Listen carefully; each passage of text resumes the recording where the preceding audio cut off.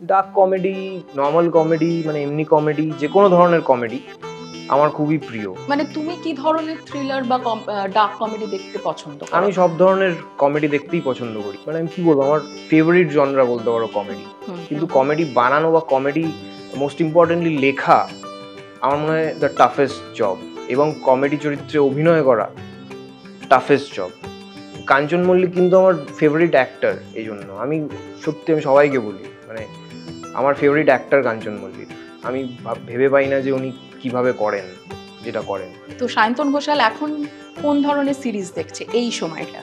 আমি এখন কিছুই দেখছি না অ্যাকচুয়ালি, আমার মাথাটাকে খালি রেখেছি, কারণ সামনেই আমার একটা শ্যুট আছে, যেটাও আমার কাছে খুব আলাদা একটা জনরা।